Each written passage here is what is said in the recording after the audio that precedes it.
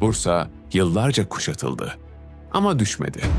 Yollar kesildi, erzak durduruldu. Şehir yalnız bırakıldı. Ama kapılar açılmadı ve o sırada bu kuşatmayı başlatan adam artık savaş meydanında değildi. Osman Bey son savaşına hazırlanıyordu. Koyunhisar Savaşı'ndan sonra Bizans ordusu geri çekildi. Bu zaferle birlikte Osman Bey'in kuvvetleri Marmara hattına dayandı. İznik, İzmit ve Bursa hattı artık doğrudan tehdit altındaydı.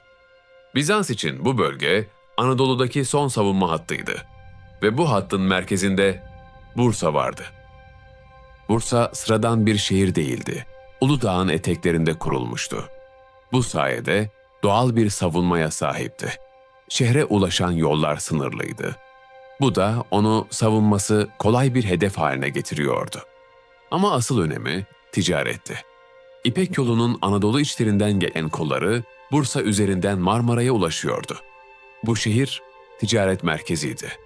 Ekonomik güçtü. Ve aynı zamanda Bizans'ın bölgedeki en güçlü şehirlerinden biriydi. Bursa alınmadan bu bölge kontrol edilemezdi.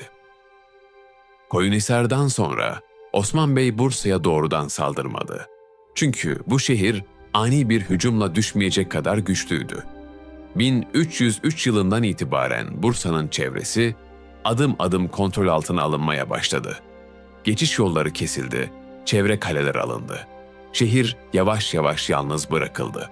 Ancak bu süreç tam anlamıyla bir kuşatma değildi.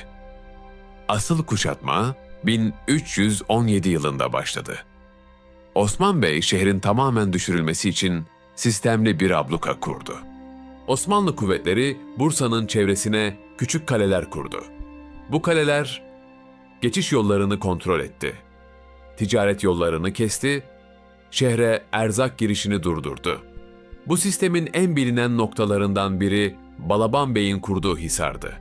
Bunun yanında farklı tepelerde kurulan küçük gözetleme ve savunma noktaları şehri tamamen çevreledi. Bu kuşatma klasik değildi. Osmanlı kuvvetlerinde ağır mancınıklar ve büyük kuşatma makineleri yoktu. Bu yüzden duvarlara yüklenmek yerine farklı bir yöntem seçildi. Şehri her yönden zayıflatmak.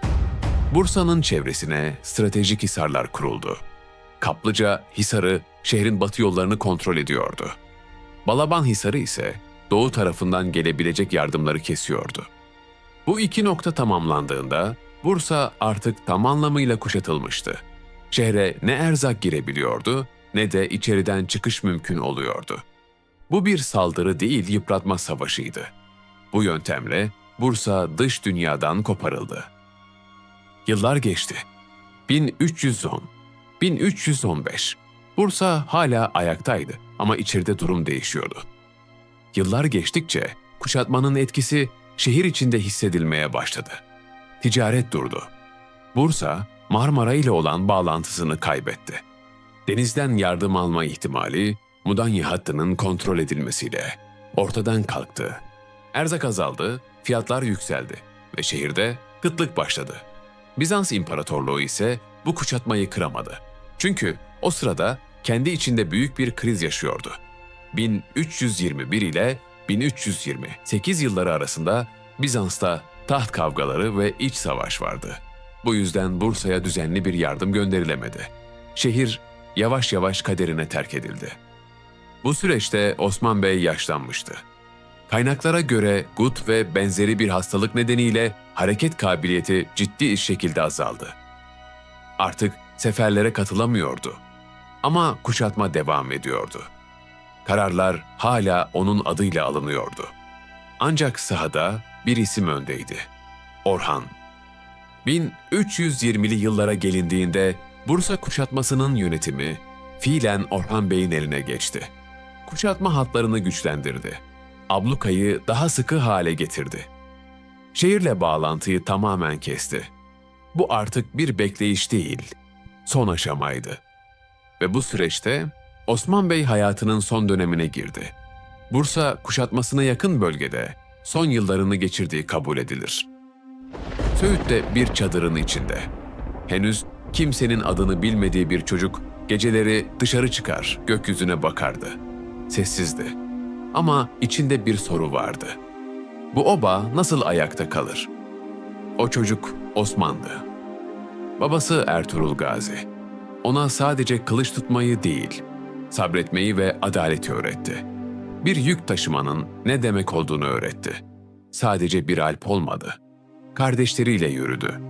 Annesinin duasını arkasına aldı. Yanında büyüdüğü alplere sadece komutan olmadı, yoldaş oldu. Zor zamanlar gördü. Yokluk gördü, ihanet gördü. Sınırda yaşamanın ne demek olduğunu öğrendi. İnsanların korkmadan yaşayacağı, hakkın korunacağı bir düzen kurmak hayaliydi. Ve o düzeni kurdu. Kaleler aldı, topraklar genişletti. Ama en önemlisi insan yetiştirdi. Bir nesil yetiştirdi. Kendi oğullarını, kendi yolunun devamı olarak büyüttü. Ama Osman o kapıların açıldığını göremedi. 1323 yılında Osman Gazi sessizce hayata gözlerini yumdu. Onun adı Osman'dı ve kurduğu düzen Osmanlı olarak yaşayacaktı. 1326 yılına gelindiğinde Bursa artık dayanacak durumda değildi. Yıllar süren abluka şehri tüketmişti. Bizans tekfuru, Saroz direnmenin artık mümkün olmadığını gördü ve Orhan Bey'e elçiler gönderildi. Yapılan anlaşmaya göre şehir yağmalanmayacaktı. Halkın canına dokunulmayacaktı. İsteyenler mallarıyla birlikte şehri terk edebilecekti ve böylece Bursa kılıçla değil, anlaşmayla teslim oldu. Bursa'nın alınmasıyla birlikte Osmanlı Beyliği yeni bir aşamaya geçti. Orhan Bey bu şehri merkez yaptı. İlk düzenli idari yapı burada kuruldu. Osmanlı artık sadece savaşan bir güç değil, yönetim kuran bir yapı haline geldi. Osman Bursa'yı göremedi. Ama o şehir onun kurduğu düzenle alındı ve bu fetihle birlikte Osmanlı için yeni bir dönem başladı. Bu videoyu beğendiyseniz beğenmeyi ve yorum yapmayı unutmayın ve yeni bölümleri kaçırmamak için kanala abone olmayı unutmayın.